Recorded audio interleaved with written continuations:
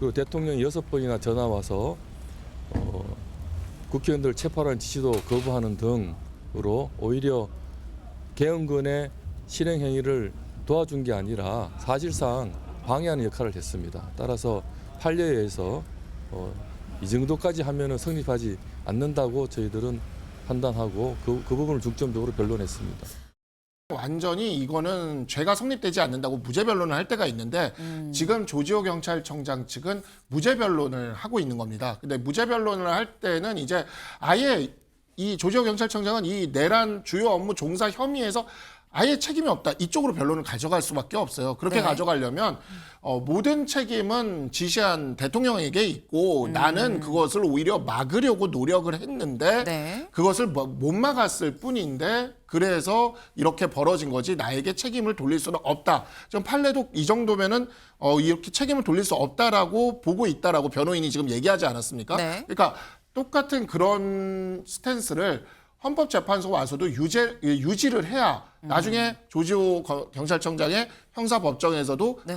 그 스탠스를 계속 유지할 수가 있거든요. 아마 윤석열 대통령 측에서는 당연히 조지호 청장의 진술들이 조금은 바뀌기를 기대할 수도 있다고 생각합니다.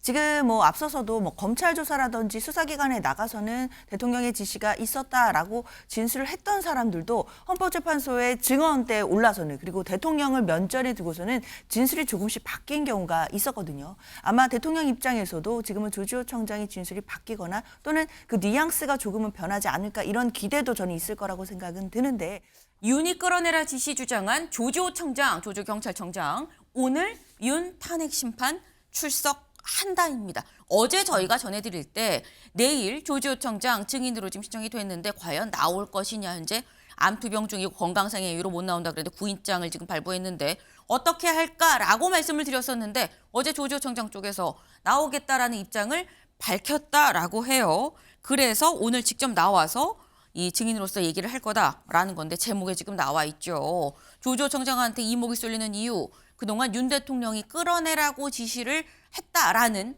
검찰 진술을 했다라고 좀 알려져 있는 상태입니다. 실제로 이 조 청장 쪽에서 이런 얘기를 했었거든요. 잠깐 들어보고 올까요? 그리고 대통령이 6번이나 전화 와서 국회의원들 체포하라는 지시도 거부하는 등으로 오히려 계엄군의 실행 행위를 도와준 게 아니라 사실상 방해하는 역할을 했습니다. 따라서 판례에서 이 정도까지 하면은 성립하지 않는다고 저희들은 판단하고 그 부분을 중점적으로 변론했습니다.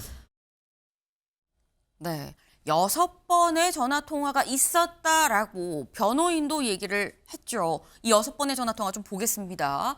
지금 이제 알려진 건 그래요. 6번의 전화 통화가 있었고 검찰 조사에서 조 청장이 뭐라고 얘기를 했느냐. 6번 통화가 모두 결론적으로 국회의원 체포를 닥달하는 내용이었다라는 거예요. 근데 이게 이 비상계엄 선포하고 해제 전까지 4번, 해제 후에 2번. 그래서 토탈 6번의 전화가 왔었다. 라는 건데 이 6번 모두 다 끌어내라라고 얘기를 했다라는 검찰의 진술이 박 변호사님 오늘 직접 직접 나와서 윤 대통령이 끌어냈다라고 지시했습니다라고 말을 할 거냐는 거죠. 어떻게 보십니까?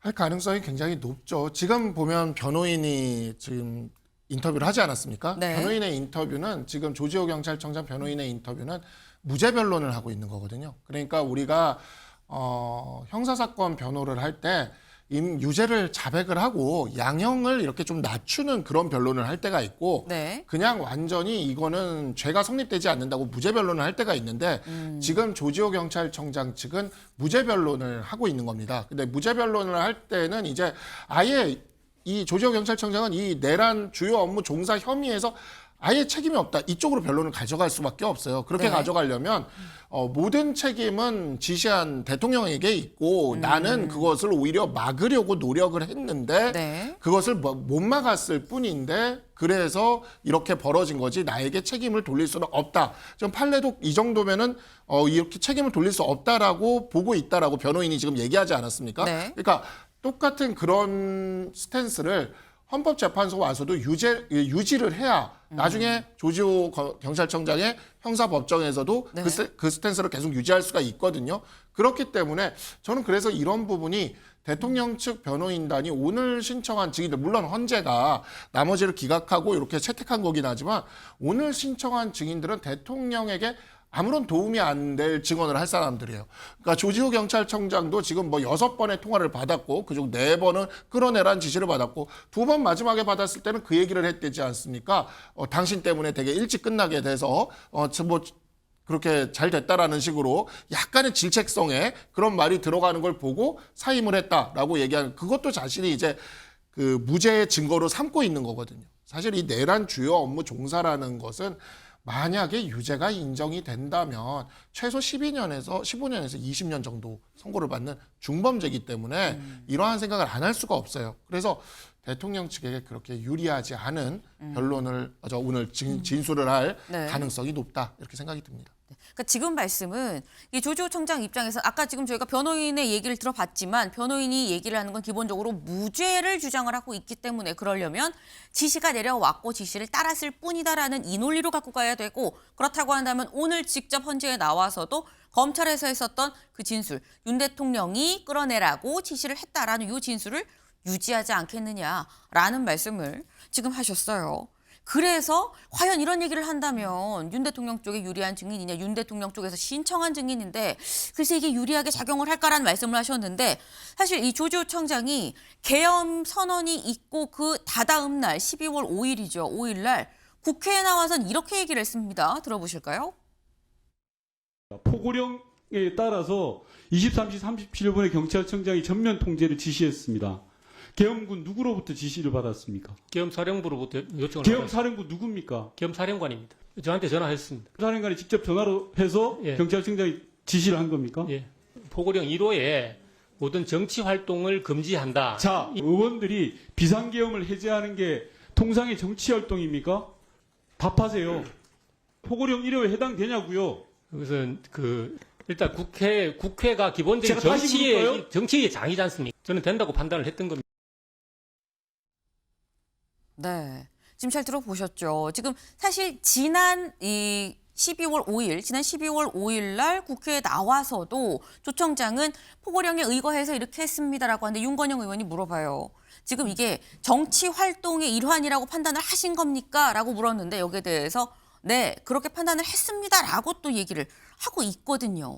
이런 부분이 사실 장 변호사님, 사실 저 얘기를 보면 나는 그게 정치 활동이라고 생각을 했어요라는 얘기인 즉슨 윤 대통령의 포고령이 있었고 나는 그거에 맞춰서 뭐 위법한 게 없고, 그러니까 나는 그 잘못이 없다는 취지가 분명하게 좀 성립이 되는 듯한 지금 얘기를 하고 있는데 오늘 나와서 뭐라고 할 거냐, 혹 윤 대통령 쪽에서 사실 그걸 생각을 하고 불렀을 가능성이 좀 있거든요. 그렇죠. 아마 윤석열 대통령 측에서는 당연히 조지호 청장의 진술들이 조금은 바뀌기를 기대할 수도 있다고 생각합니다.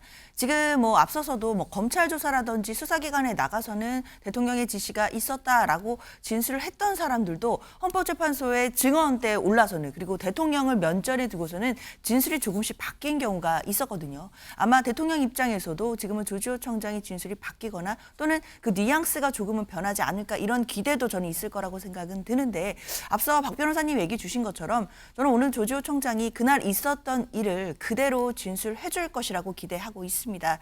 지금 관련해서 뭐 검찰에서도 조지호 청장이 뭐 6번이나 대통령에게 그날 밤에 전화를 받았고 그 취지가 다 국회의원들을 빨리 끌어내라고 닥다라는 취지였거든요. 그리고 6번이나 통화한 내역들도 지금 나오고 있기 때문에 이런 부분들을 그대로 진술해 주실 것이라고 보이고, 만약에 대통령이 당시에 의원들을 끌어내라 뭐 이런 닥달이 아니었다면 네. 6번이나 다급하게 전화를 해서 무슨 할 말이 있었는지 이 부분도 저는 좀 의문이 들거든요.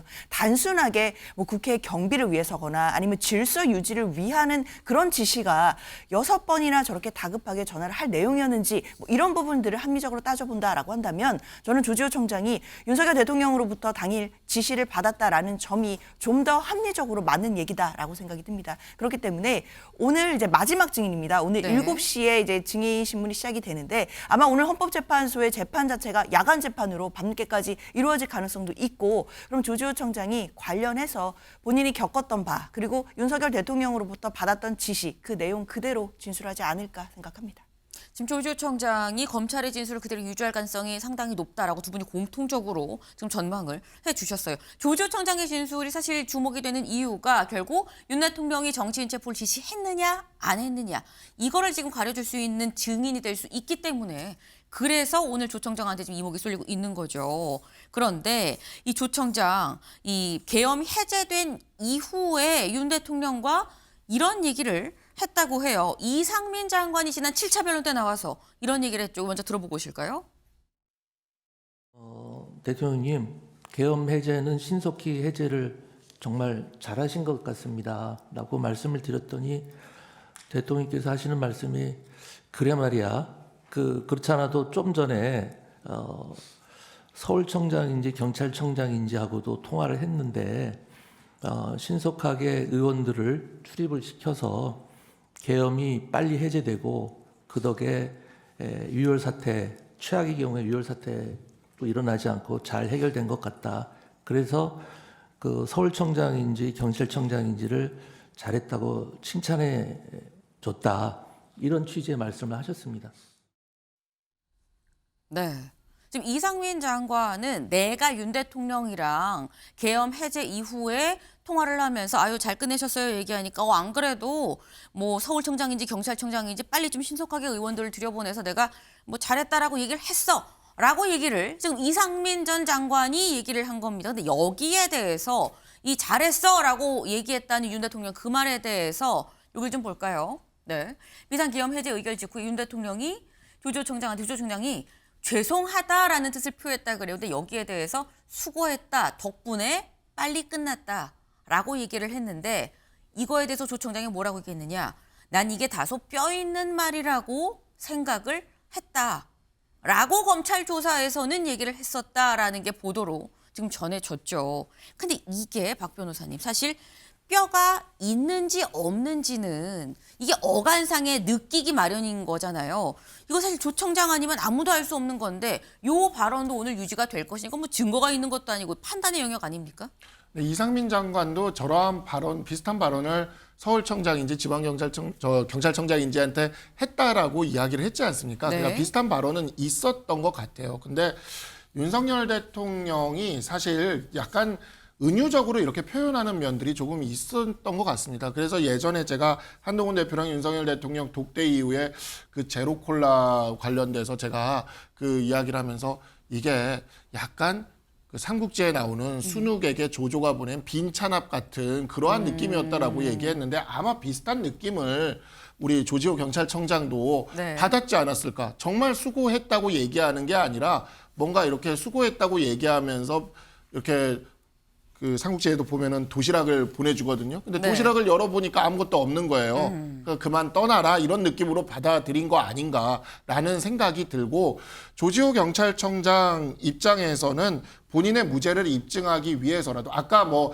지시만 따른 것 가지고는 왜냐하면 위법한 지시에 대해서는 따를 의무가 없거든요, 법적으로. 네. 그래서 그것뿐만이 아니라 아까 변호인이 얘기하는 걸 봐도 적극적으로 사보타주를 했다라고 얘기를 하는 겁니다. 그러니까 적극적으로 그 말을 안 따르고 오히려 그 말이 이루어지지 않도록 방해를 했기 때문에 그렇기 때문에 내란죄에서 무죄다라고 주장을 하는 거거든요. 네. 그래서 아마 이것도 계속해서 그 스탠스가 유지가 된다면 이 진술도 계속 유지할 가능성이 높아 보입니다. 그러니까 지금 말씀은 나는 지시에만 따랐어요 라고 하면 무죄가 성립이 안 된다. 그렇기 때문에 이 사실 말이 안 되는 위법한 상황에 대한 지시면 내가 이거를 받지 않을, 수리하지 않을 그런 이 의무가 있는 건데 그렇기 때문에 더 적극적으로 지금 사보타주했다라고도 변호인도 얘기하지 않았느냐 때문에 뼈 있는 말이라고 생각하던 이런 부분까지도 적극 어필을 할 걸로 예상이 된다라는 건데 저희 지금 유튜브로 지금 질문이 올라왔습니다.